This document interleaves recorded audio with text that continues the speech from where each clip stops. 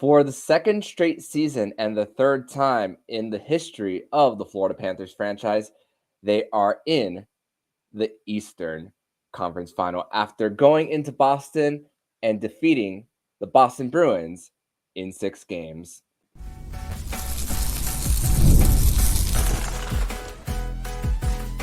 You're Locked On Panthers, your daily podcast on the Florida Panthers. Part of the Locked On Podcast Network, your team every day.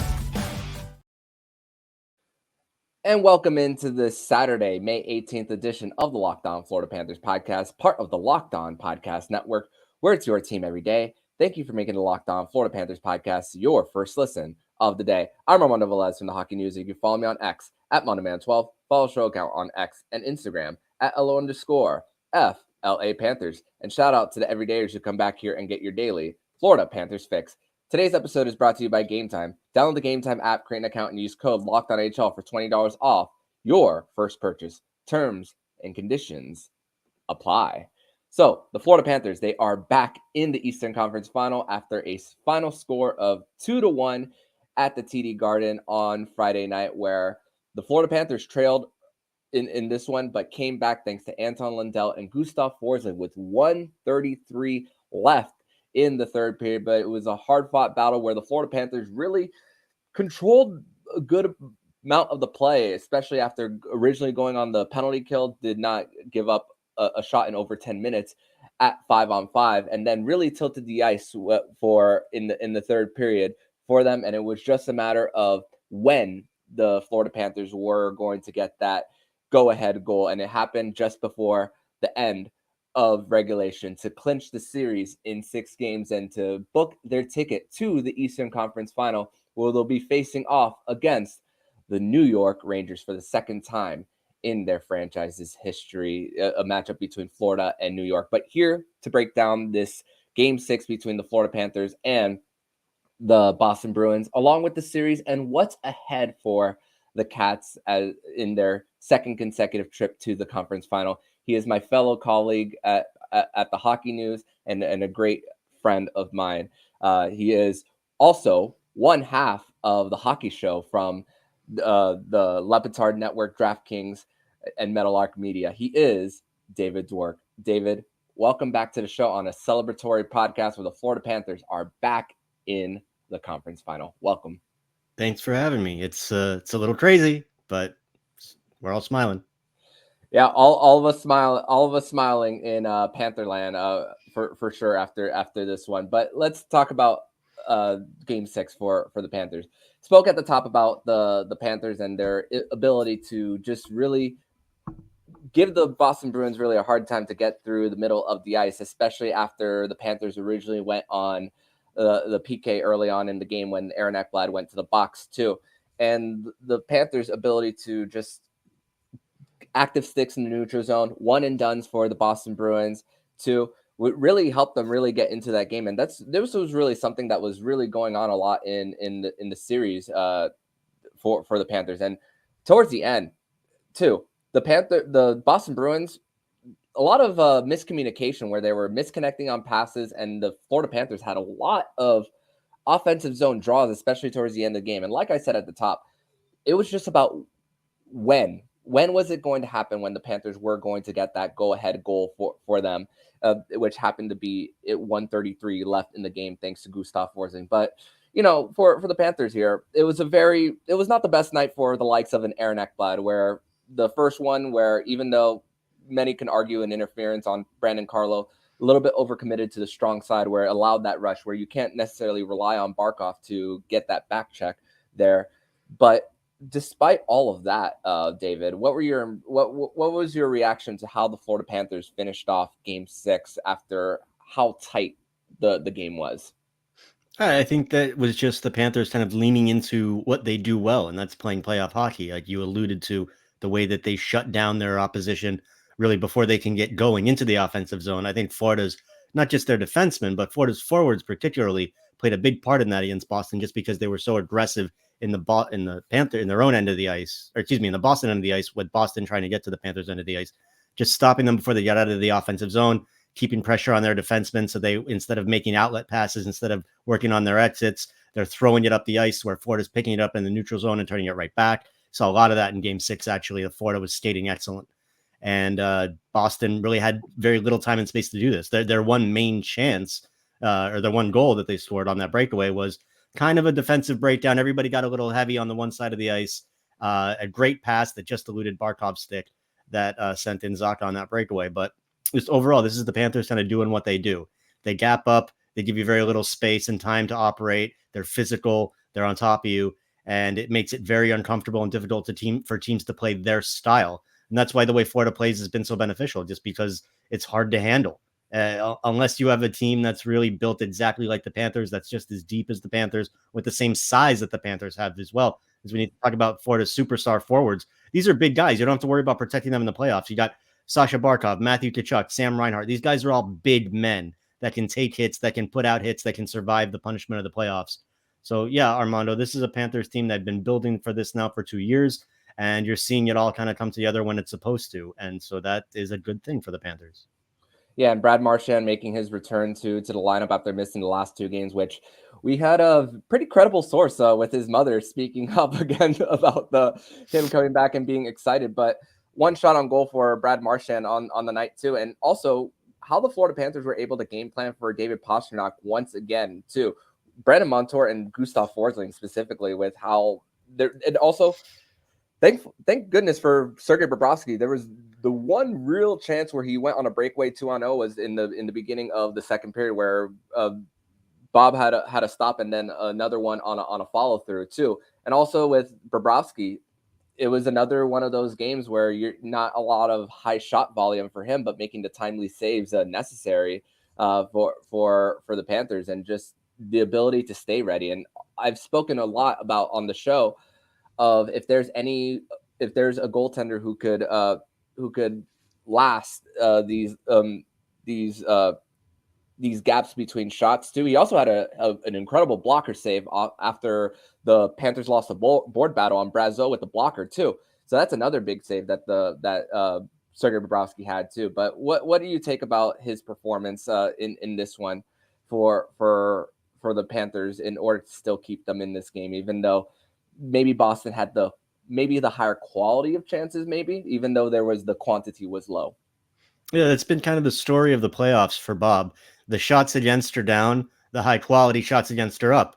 And it's just, I guess, indicative of playoff hockey, because Florida, they've done a good job suppressing shots on goal for the most part throughout the season. You saw it a bit more in the Boston series on the whole. In the Tampa series, there was patches where they would hold Tampa without much for a while. And I think you were kind of alluding to that. Paul Maurice has talked a lot about the gaps in Bob's busyness and how his veteran savvy, he's able to stay ready no matter what's happening out there. It's just kind of, again, it's almost like the way this team has been built and their goaltender has been built.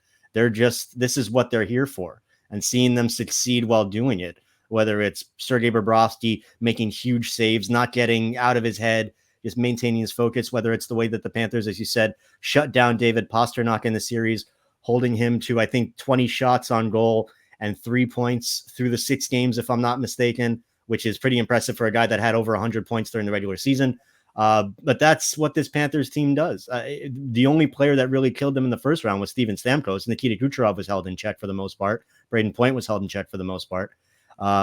And, that's why they're doing what they're doing. That's why they're in the Eastern Conference Finals for the second straight year. And now it's just a matter of, will they be able to continue to do this against the likes of Chris Kreider, Artemi Panarin, Adam Fox, our old friend Vincent Trocheck, Mika Zibanejad. Like, the Rangers are stacked too. They've got maybe the best goalie in the league right now. I think Shesterkin is right up there with the Hellebucks and, the Demkos and the Bobs.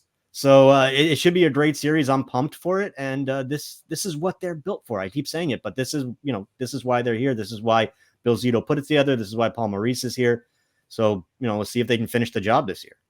Yeah, and hopefully we could see if they could finish the job, and this Eastern Conference Final is going to be their toughest test yet for sure. But we're going to transition over to segment number 2. We're going to discuss more about the final numbers of this series, and also have the Gustav Forsling conversation too, after getting that game winner with a minute and 33 seconds left, and what Paul Maurice said about just the heroics of Gustav Forsling. We're going to discuss that and more here next on the Locked On Florida Panthers podcast. Today's episode is brought to you by FanDuel.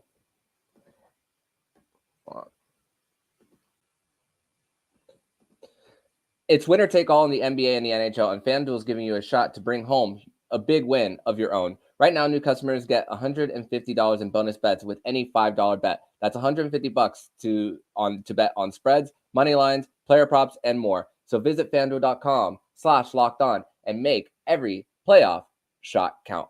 FanDuel, America's #1 sportsbook.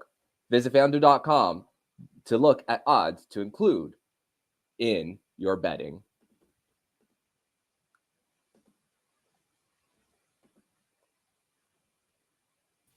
Segment number 2 here on this Saturday, May 18th edition of the Locked On Florida Panthers podcast. Thank you once again for making the Locked On Florida Panthers podcast your first listen of the day here on a Saturday. And are you watching Fox Sports or ESPN on your TV all day? Have to turn down the volume with all that shouting? Make the switch to Locked On Sports today, a free 24/7 sports streaming channel programmed for you every day to bring you the biggest stories without all the screaming. Locked On Sports today brings you the can't-miss analysis, opinions, and news, streaming 24/7 on YouTube or the free Amazon Fire TV channels app, part of the Locked On Podcast Network, your team every day.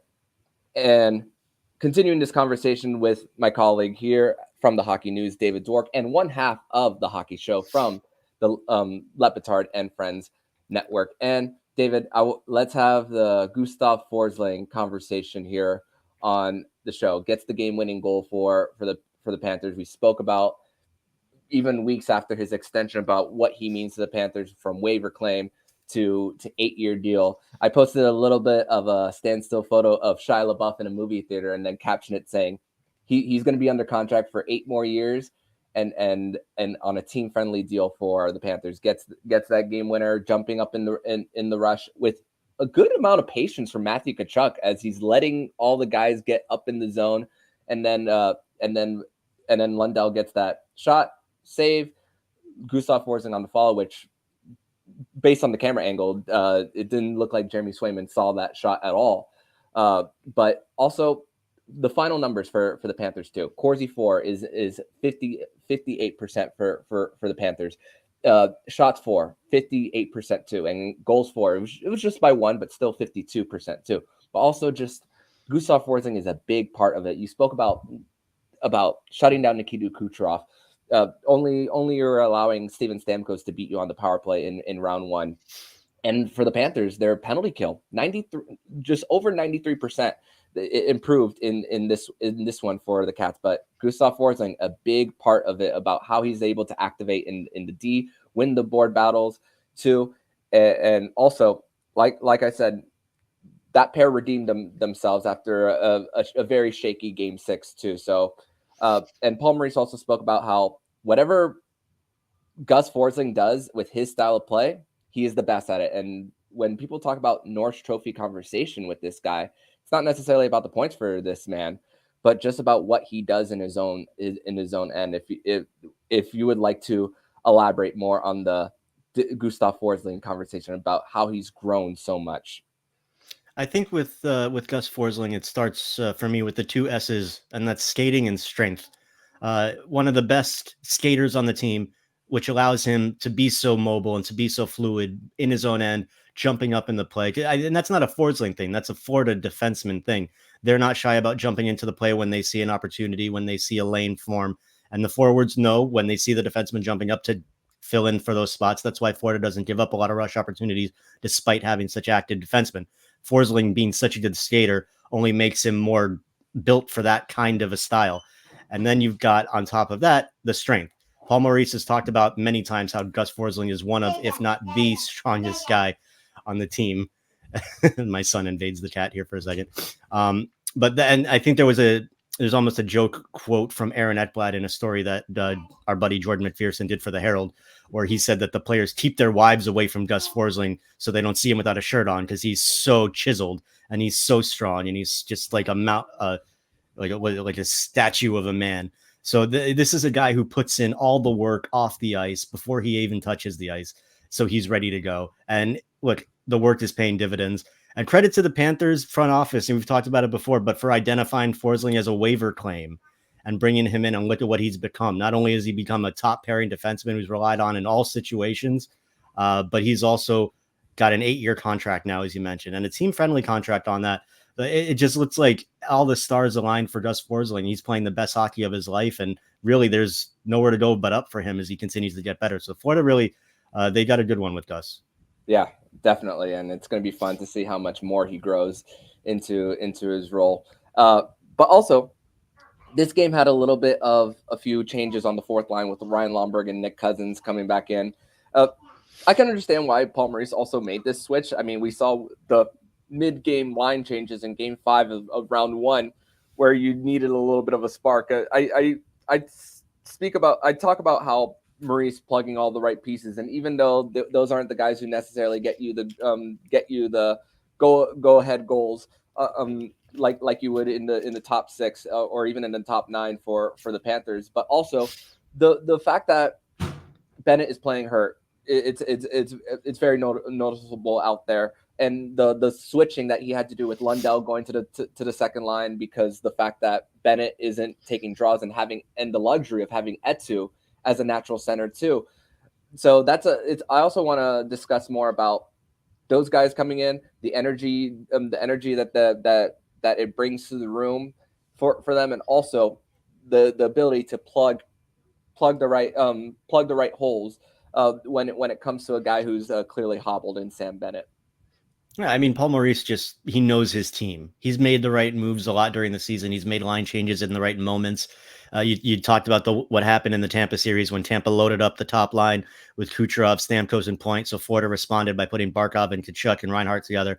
And that line, they rolled with that through the end of the series. Didn't really continue to work in the Boston series. So they went back to what worked with Barkov and Tarasenko up on the top line with Reinhart, the familiar line of Bennett, Verhaeghe, and Tkachuk. And that looked good during the Boston series. But then you get to Game 6 the other night. Paul Maurice wants to do a spark. Anton Lundell is playing the best hockey of his life right now. It's just been kind of a upward trajectory for him since around January. So Lundell goes on that second line, and boom, they look great. Like the first shift he was out there before the switch actually was official, the trio was just happened to be out there together. And then they scored the goal to tie the game. And Maurice's like, you know what? Lundy's playing well. Let's keep it rolling. And, obviously Sam Bennett can go down there and play on any line, really. Carter Verhaeghe and taking the draws for him on the second line. So now Eetu can take the draws for him on the third line. And I wouldn't be surprised to see Maurice go back to the mean when we get to the Rangers series and more have something else to switch to. But it's just having those options. And then what you asked me about was the fourth line guys, the fourth and the fifth line guys, really, because Florida's like 5 lines deep right now. And that's a luxury that Paul has. Like he rolled with that, the Okposo and God, I'm totally blanking on the other winger right now. Lawrence and Stenlund. Yeah, there it is. Steven Lawrence, of course. That worked really good. Steven Lawrence looked amazing compared. He couldn't get in the lineup for much of the season, and there he is playing great. He can play center of the wing, but Paul Maurice has a bunch of guys that can play. He's got Jonah Gadovich, who still hasn't played yet. He had Ryan Lomberg, who hadn't played since Game 1 in the Tampa series. He had Nick Cousins, who I think had only played 5 games. I think he came out right when Bennett came back in Game 3 of this series. Mm-hmm. But these are all very capable players. These are all guys that can play on this lineup any night.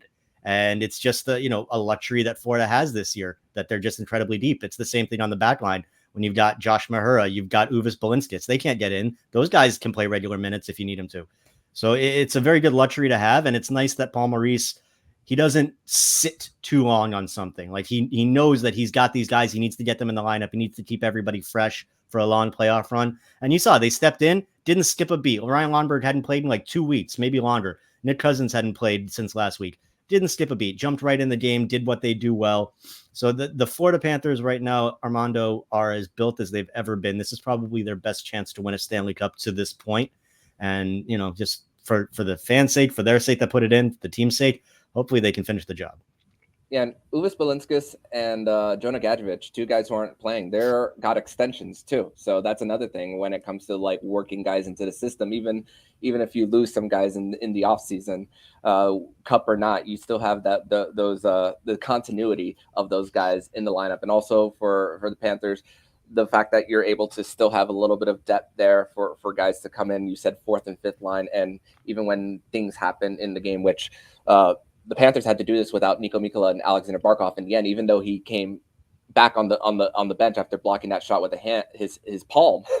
big block for Aleksander Barkov and a big clutch moment towards the end of the game. But we're going to transition over to segment number 3, where we're going to do a little bit of an appetizer to the Eastern Conference Final between the Florida Panthers and the New York Rangers. We're going to discuss that and more here on the Locked On Florida Panthers podcast.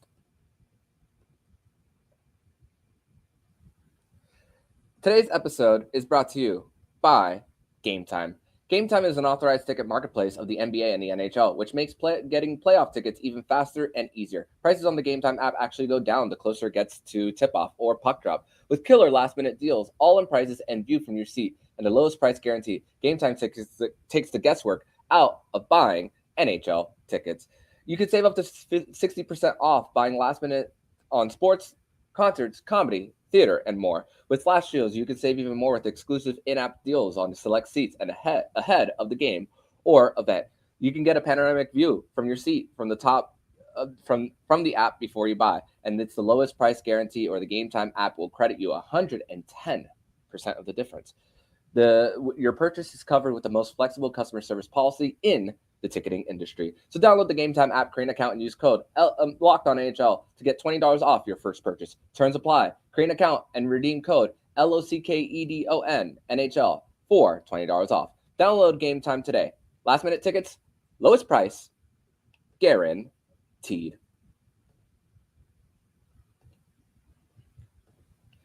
Segment number 3 here on this Saturday, May 18th edition of the Locked On Florida Panthers podcast. Thank you once again for making the Locked On Florida Panthers podcast your first listen of the day here on a Saturday late morning edition of the show, discussing a conference final appearance for the Florida Panthers. Second year in a row, third time in franchise history that they have made it this far. And now for the Florida Panthers, 3-0 against the Boston Bruins in franchise history in the postseason.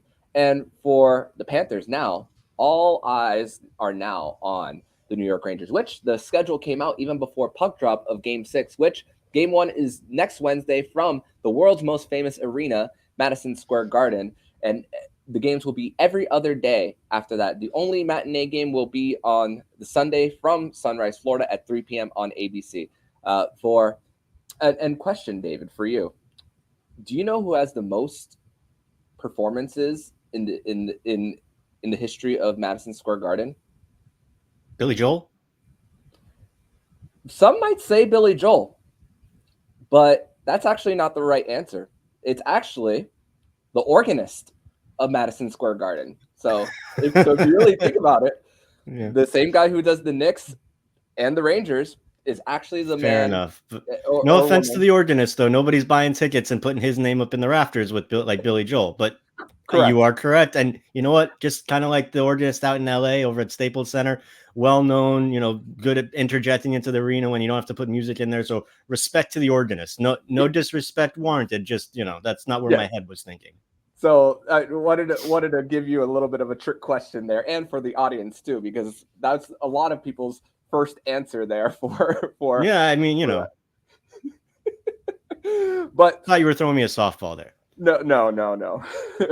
But Florida Panthers, New York Rangers, second time in franchise history that these two are meeting in the postseason. The last time was 1997, where that was actually the last time the Florida Panthers kicked off a postseason with a win after losing in 5 to Messier, Gretzky, and the New York Rangers. Crazy to think that also that summer that came for the New York Rangers, the whole Joe Sakic situation with the offer sheet too, which ESPN just recently came out with that, and it's a great watch if you guys want something to watch in between Game 6 and Game 1 of the next round. Go ahead and watch that. But for this is also a little bit of a full circle moment that I'm looking at, because the Panthers, if they want to get to the Stanley Cup final, Vasilevsky, Jeremy Swayman, who's going to be in the Vezina Trophy conversation, Igor Shesterkin, who has one in his name too. But also, I'm going to go somewhere else with this too.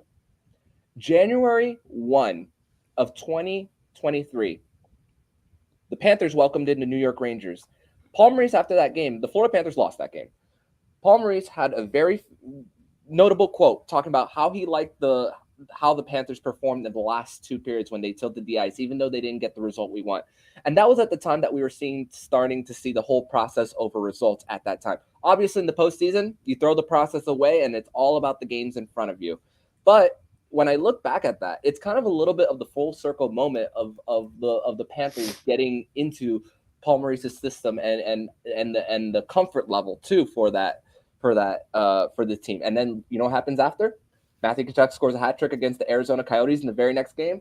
The Florida Panthers and close that gap of a 9 points between them and the last wild card spot too. And now, in order to get back to the final and finally win the franchise's first Stanley Cup, it's going to come against a very stacked New York Rangers team. So, as an appetizer, David, how are you seeing this matchup, which starts next Wednesday night from the Garden? I'm excited. It should be a great one. It's what I was hoping for when the playoffs started, that the Panthers and the Rangers would meet up in the Eastern Conference Finals. Can't really get better than Madison Square Garden. The Rangers, that great fan base. It's my favorite arena to go to as a visitor. The fans, the energy in the building is unmatched, in my opinion.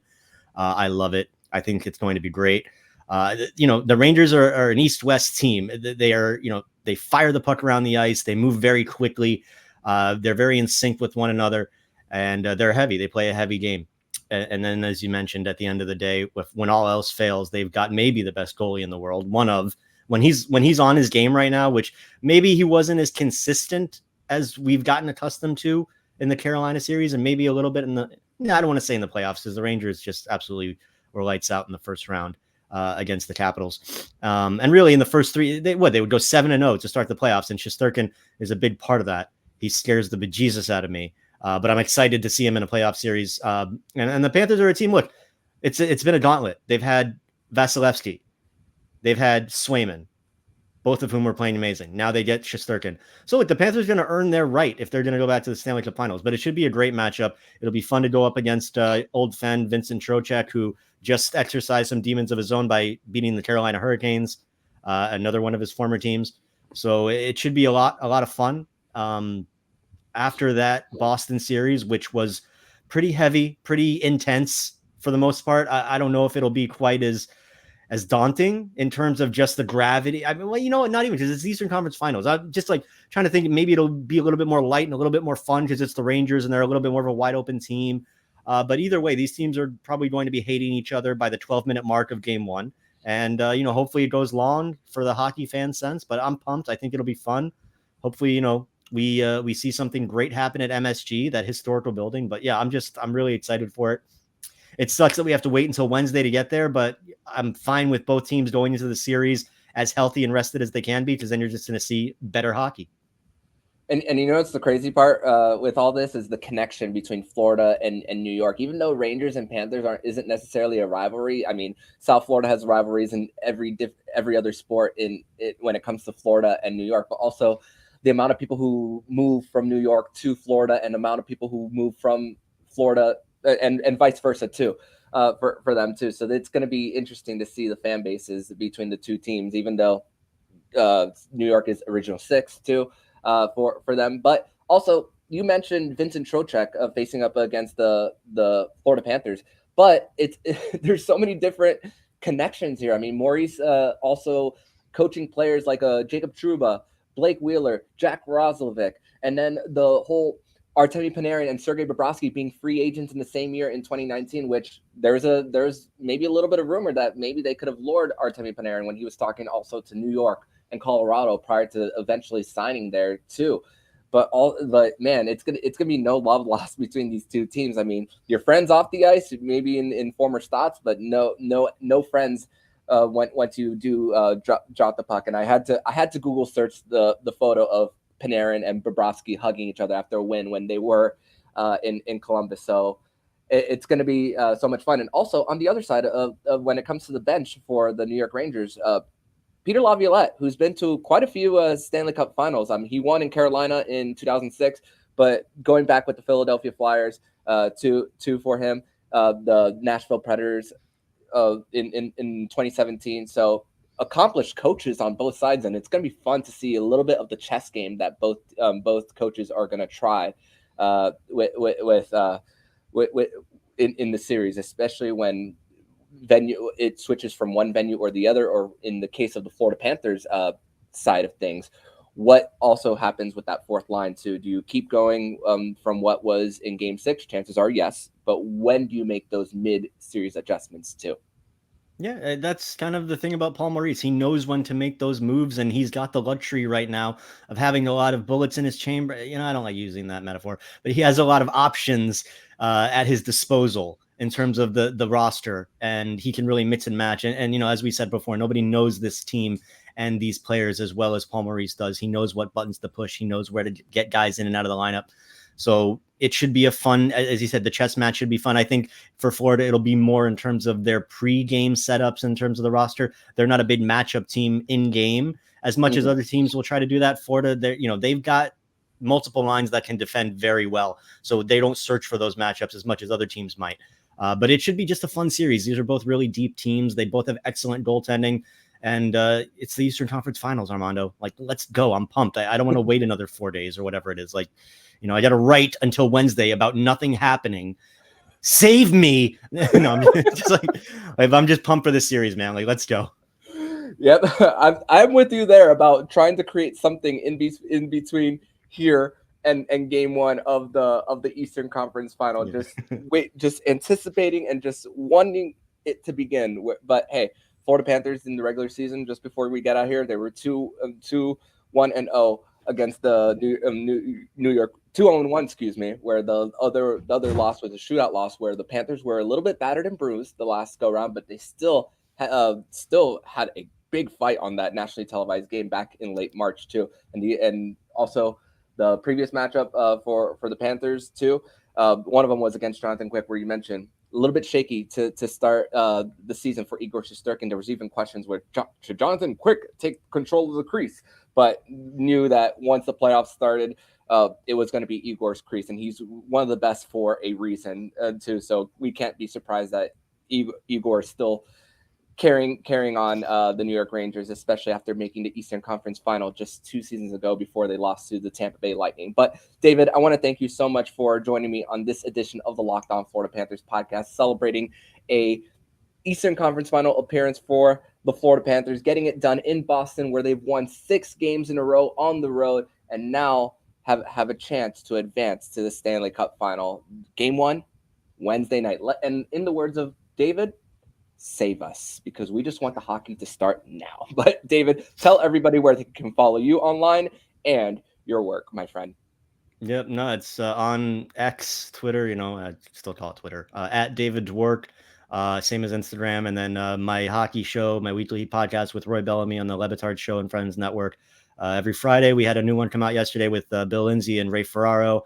And yeah, we'll be riding throughout the playoffs and beyond. So let's go. Let's do it. Thank you so much, David, once again, and we'll be chatting as we usually do. So, and see you very soon, my friend. All right, brother, be good. And if you like what you're hearing, please subscribe to the podcast to be notified every single time the Locked On Florida Panthers podcast jumps into your podcast feed. Don't forget to also subscribe to the other shows on the Locked On NHL network, including Locked On NHL, Locked On Fantasy Hockey, Flip Livingstone, and Steel Roden, and Locked On NHL Prospects. Thank you once again for making the Locked On Florida Panthers podcast your first listen of the day.